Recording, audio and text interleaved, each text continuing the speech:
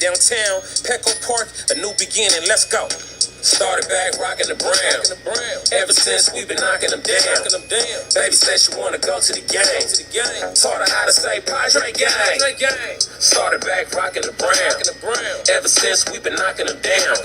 Mitchell and Ness with the old school name. All of the homies holler Padres gang. Yeah, that. And good day, everybody. Oh, wow, my voice. Good day, everybody.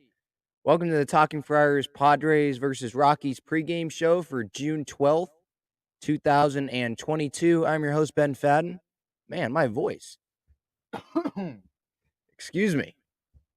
Padres Rockies today, 110. Blake Snell on the mound against German Marquez. The Padres split that doubleheader yesterday. Game one wasn't pretty the way that they won. The pitching was pretty good, but they scored because the Rockies catcher Elias Diaz overthrew the third baseman or to the third baseman, and then Manny ended up scoring. Then game two was a show. Gore, it's gonna happen. He sucked, and I get fun. The Padres enter today's game against the Rockies at 37-23. The Rockies are 26-34. For anyone wondering, no, this is not a Padre hat, obviously. Cal State Fullerton. My mom went there, won a national championship, and this is just the hat I had on today. And as I went live, I was like, oh, I don't have a Padre hat on. Well, it's all right.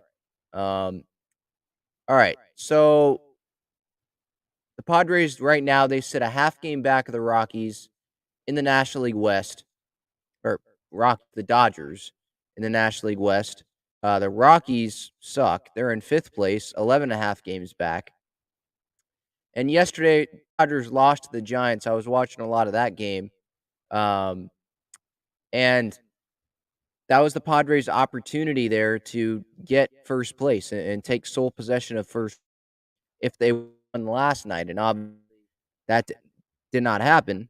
So they're now a half game back because they played one more game than the Dodgers did, obviously, yesterday.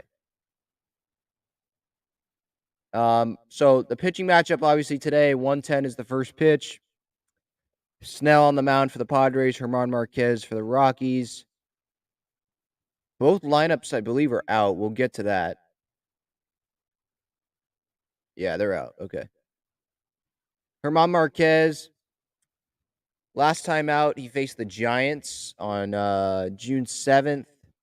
Went 6 innings, gave up 3 runs, walked 4, struck out 7, gave up a home run, 105 pitches. He's gone over 100 pitches a few times now this season. And he was like their best pitcher. He might be actually their best pitcher. I know Kyle Freeland pitched really well last night, but he might be their best pitcher on that starting rotation pitching staff. But then on the other side of things for the Padres, I mean, Blake Snell, it feels like this could be like a redemption type for him. Like, I know he's not facing the Mets lineup, like he's facing a worse lineup, but at the same time, all of us, crapped on him, and rightfully so. He sucked in his last start against the Mets. 43 pitches in the first, taking a half an hour to finish that top of the first inning. But then at the same time, it was one start, right? Those 2 starts before that, I thought he had pitched pretty well. But obviously, when you have that bad of a start like he did, what was that, Monday? We're allowed to get on you, Blake. But maybe this is one where he's like, all right, F you guys. And he just totally dominates. That could happen. I don't know how likely that is. Obviously, we hope that happens. Because last time out, I mean, this was his line. 4 innings, 4 earned runs, 5 runs in total, walked 3, and all 3 of those walks were 3 in a row. And the third walk was with J.D. Davis up at the plate, and fastball up and away. I did a whole breakdown which is up on this YouTube channel, by the way, on Blake Snell's first inning that took a half an hour to do. And he had 95 pitches, and a lot of those pitches were uncompetitive pitches. Fastballs up and away, breaking balls down in the dirt that just weren't fooling the Mets at all. So obviously something to watch for in today's game for Blake, and obviously if you're a Padre fan, is if he can have that quick first inning. Because if he can have that quick inning, or the quick first inning, however you want to say it, I think he can definitely build on that, you know? And then obviously the walk, right? The walks are huge. He had 2 walks on May 24th, but every other start this season he's had 3 walks at least. So maybe we'll see if he can not have 3 walks. The strikeouts have not been like blowing you away by any means. The most strikeouts he's had in any start so far this year is 7. That came against Milwaukee on May 24th. I went to that game. I thought that has been his best game this year. Just the walks were, he had 2 walks there in that game. Yeah, he gave up a home run, but I thought that he was adjusting really well. Not a lot of pitches were in the dirt, and so I definitely like that. And it just felt like he was like in attack mode in that start. So we'll see if he can kind of replicate that today after having a really, really bad start on Monday, obviously. And then for the bullpen situation today for the Padres, in what I think is a must win game. I mean, you split a series with the Rockies. That's kind of embarrassing, in my view, because the Rockies suck. They're in 5th place, last place in the division. Chris Bryant is hurt, and the Padres have World Series aspirations. You had Musgrove, Martinez, Gore, and then Snell on the mound. Those seem like, maybe not Snell, but they seem all favorable matchups. And then especially when you start off the series like you did on Friday, just totally blowing them out of the water and pretty much having a spotless, just amazing game on Friday. Then you follow that up on Saturday, barely screeching that out in game 1, and then in game 2, just laying an egg. Just not. Yeah, they scored 2 runs. They lost 6-2 last night, and it felt like it was not 6-2. It felt like it was like a 10-run game that they ended up losing by. It just wasn't a very fun game to watch. I'll put it that way, just because it just didn't feel like that there was a whole lot of energy. The bottom half of the lineup was a joke. Just looking at the lineup yesterday, Kim, Alcantara, guys like it was just like, Kim was hitting 5th. So I guess when you see that lineup, it's kind of like, oh, okay, well, maybe, yeah, this is the game they lose. And so hopefully that's the only game that they lose was last second game of the year, and then they end up winning today. And I'll end up coming on here in the series reaction episode today after the game, saying that this was a fine series. Gore, I'm not mad at Gore from yesterday. I said it in my post game reaction, like that happens. Every pitcher is going to have off starts. He had a what was it? His ERA going in like 1.5. I know that's Musgrove's ERA right now. And after last night's start, it's at like only 2.5, 250. So that just shows how great he's been this year. Moving to the bullpen situation, everyone in the bullpen pitched yesterday besides Tim Hill. Just because everyone pitched, though, doesn't mean that they're not available for today. I mean, Rogers, Garcia, Wilson, and Ray Kerr all threw less than 10 pitches. Chris Matt can come back again today, I would assume. He had 14 pitches yesterday. The good news is we won't have to see Craig Stammen. My goodness, that guy, it's like he loves being front and center on the mound. He just takes so freaking long to deliver the pitch. I was timing it last night, and it took him like a little over 26 seconds. I just timed one random pitch because he he just works slow, it feels like. Um, and it took him 26 seconds to deliver the pitch, um, from one pitch to the next. It felt a whole lot longer than that. So I think after going 39 pitches last night, and then 12 the day before, he's definitely not going to pitch today. They got the Chicago series coming up after today's game. No off day. They play 31 games in 31 days, because of the doubleheader. So I think they have an off day somewhere in there, but um, it's still 31 games because of the doubleheader yesterday. Steven Wilson, I doubt they'd go 3 days in a row, but it's not like he's had a bunch of pitches, 16 pitches in the last 2 games or last 2 days. And then Reese Kinnear, definitely big props to him yesterday. He definitely pulled like a Nabil Chrismat type performance yesterday, going like 4 2/3 innings, not allowing a run. Um, I was reading Kevin Acey's newsletter this morning, and he was talking about how Kinnear like was hurting. I forget what he was hurting, but he wasn't feeling great. But he continued to pitch, and he pitched into the ninth inning. Don't really get why they took him out just to bring Ray Curran to face one batter, just to get one out. I thought he maybe could have finished it, but that's what they ended up doing. Get Ray Kerr in the game there. That's the bullpen situation for today.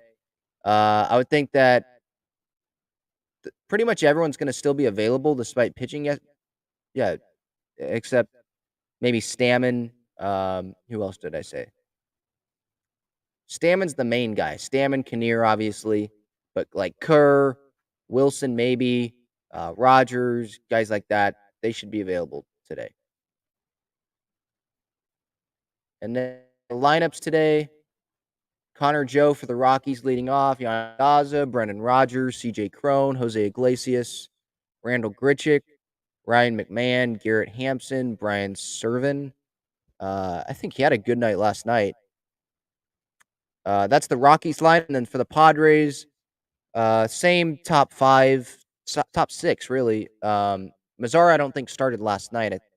Rooker still has not had an at bat for the Padres yet at the big league level. Still don't really understand why, but I would expect a move is going to be made because he was the 27th man for the doubleheader. So I'd expect the Padres to make an announcement that Rooker has been sent down. I haven't seen anything yet, but if that comes down during the show, I'll keep you posted. But that'll probably be a move that Rooker just gets sent back down to AAA, and he gets to go join Cano and Ruiz and Abrams. Did you see that play, by the way, by Abrams last night? Or not the play, the bat flip. My goodness. He hit a home run last night, and then he had 4 singles, went 5 for 6. Cano had a single in his El Paso debut. And by the way, they were doing it all in SpongeBob uniforms. Estery Ruiz, he made a diving catch in center. But their top half of the lineup looks pretty good in AAA if you go look that up. At least their top half of the lineup last night. All right, so for the Padres lineup, Profar, Manny, Voit, Mazzara batting 6th, Alfaro catching Snell. That'll be interesting to see. Grisham in there. Has he played every game of this series? He might not have played the second game yesterday. Kim batting 9th, playing short. Manny back in there in 3rd after I think he DH'd the second game, if I remember correctly. Not a whole lot to say there about the lineup. Profar, he has a hit streak right now. I can't tell you how many games, but I did see that in Kevin Acey's newsletter that he does have a hit streak. Anthony says that he thinks Jake is going to get a hit today. His selection. He's 3-4 since posting his Padre picks. Great job on your 36-19 record. Thank you. Yeah, what I do for the Padre pick that I do, my pregame show Padre pick, is pretty much I like looking at the matchups, how they do, or guys that are playing well or hitting well. Usually I like going with guys at the top of the order. I try to mix it up and not go Manny every day, because if I did, that would be one, it would be pretty boring, and then it would be pretty easy as well because of how good that Manny's been this year. And I went Profar in game 1 yesterday. He went 1 for 4, so I got that one right. And then Manny is who I went with the 2. He went 0 for. So I'm 36 and 19. Yeah, just like Anthony said. So I'm 36 and 19 so far this season in my pregame show Padre pick. Today, who should I go with today?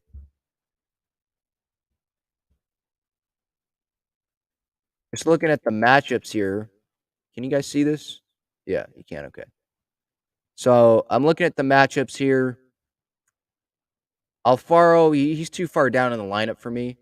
So I'm going to go with Crony, hitting 364 off of German Marquez. And he's at the top of the order. He's hitting second. So I'm going to go with Crony and try to get that 37th win. I mean, not every game is counted to my Padre pick because there's been some. I know there was one game where I picked Haas and he didn't have an official at bat. I think he walked and he was like pinch hitting, and then he walked in that at bat. So that game doesn't count. So I don't have a total like identical record to the Padres, but I do have 36 wins. I know they have 37, but I have 36 wins so far. Just picking my pick, who I think is going to get a hit for the Padres. I've got it right 36 times so far this year. We went over the Snell versus Marquez pitching matchup. I can stop sharing my screen. Went over the lineup. 110 is the first pitch. Marquez goes into tonight with a 6.49 ERA. Snell is 5.68. Snell has yet to get a win in his win-loss record pitching-wise. Again, I don't pay too much attention to the win-loss record for a pitcher because Jacob deGrom, I mean, just look at him with the Mets these past few years. I know he's not healthy right now, but for him, he literally would like give up 1 or 2 runs like every start, and his offense scores 0 runs, and he wouldn't have a great record and still go win the Cy Young. Like the record, yeah, if you give up 6 runs and you're 1-7 on the year or something, okay, then maybe that record might tell a little bit of the story. But still, saying that, oh, he's winless with this record this year, that you can't really look at that because, like I mentioned, there's 2 starts before, or really 3, but I'll say the 2 starts before his really crappy performance on Monday. He pitched well. He gave up 3 runs on May 24th and then gave up 2 runs on May 31st. And the Padres ended up losing the May 24th start 4-1. They only scored 1 run. And that May 31st start against the Cardinals, they scored 2 runs. So, yeah, and then Monday, the time that he sucks, they score 5 runs. So if they would have scored 5 runs for him on one of those 2 starts before Monday's start, it would have went a whole lot better for him, He would have, his record, his win-loss record, be a lot better. All right, what else is there to go over? The Dodgers finish up their series with the Giants today. Sunday night baseball game is Mets-Angels. I'll have my series reaction to this Padres Rocky series after the game, so you could stay tuned for that. That'll be episode 181, I believe. Let's see. The Peacock game is in the 9th inning already, 6-3 Cleveland. Pretty sure no one cares about that. Arizona's already up 3-0 on the Phillies. And yeah, Dodgers, Giants, like I mentioned, and then us and the Rockies. Those are the divisional matchups for today. All right, so I think that'll do it. This has been the June 12th edition of the Talking Friars Padres Rockies pregame show. I am Ben Fadden, your host. Enjoy watching the Padre game today on this Sunday. Well, it will be Sunday afternoon. Hope everyone is doing well. And I'll talk to you guys later. See ya.